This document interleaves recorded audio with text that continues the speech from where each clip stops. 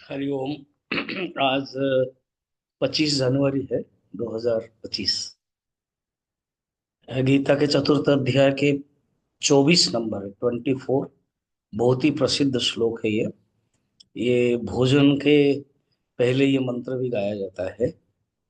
उपनिषद के आदितम मंत्र गाया जाता है, ये गीता के प्रसिद्ध मंत्र गाया जाता है। श्री भगवान उवाच ब्रह्मार्पणं ब्रह्म हविः ब्रह्माग्नो ब्रह्मणाहुतम् ब्रह्मैव तेन गन्तव्यम् ब्रह्म कर्म समाधिना। ऐसे सिद्ध पुरुष के कोई भी कर्म ब्रह्म युक्त हो जाता है, ब्रह्म हो जाता है। ये जो हम लोगों ने देखा था पॉइंट है, छठा पॉइंट है। अगर आप क्रोनोलॉजिकली देखते रहोगे, श्लोक एक एक करके आ रहा था। और इसमें एक सिद्ध पुरुष के हर चीज किस ढंग से होता है कि ब्रह्म अर्पणम, जी अर्पणम जिसके द्वारा अर्पण किया जाता है वो भी ब्रह्म है। यहाँ पर ब्रह्म अर्पणम शब्द हवि ही शब्द, घृत, अग्नि में हम घी डालते हैं ना, तो कहते हैं अर्पणम है वो ब्रह्म है, घी ब्रह्म है। ब्रह्मार्पणम, ब्रह्म हवि ही, हवि ही यहाँ पर घृत हवनीय सामग्री है। और वो है पहला वाला ब्रह्म अर्पणम, अर्पणम जिसके द्वारा दिया जाता है। श्रुव है ना, एक लकड़ी का होता है वो श्रुव, उसको कहते हैं अर्पणम। जिसके द्वारा अर्पित किया जाता है वो अर्पण। अर्पण एक साधन है, जिसको दिया जाता है वो हवि। हवि का शब्द ही है घी। ब्रह्माग्नो, अभी हम अग्नि में डालते हैं ना, तो अग्नि भी ब्रह्म है, अग्नि भी ब्रह्म है।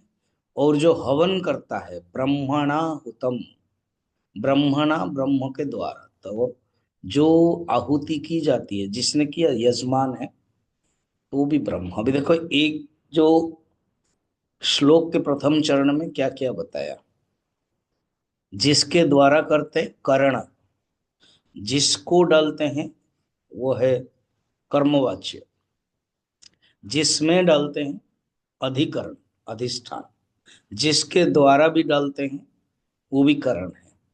तो इस प्रकार के चारों वस्तु क्या है, साधन, जिसको डालते हैं घी, जो डालता है होता, यजमान, और जिसमें डालते हैं, ये सब कुछ कौन है, ब्रह्म। अच्छा कहाँ जाता है, जैसे कहते हैं हम हवन करते तो अग्नि लेके इंद्र के पास जाता है, जिस देवता को देते हैं उसके पास जाता है, कहते हैं हम ब्रह्म के पास जाता है। ब्रह्म एव तेन गंतव्यम, अर्थात सब कुछ ब्रह्म भाव में है।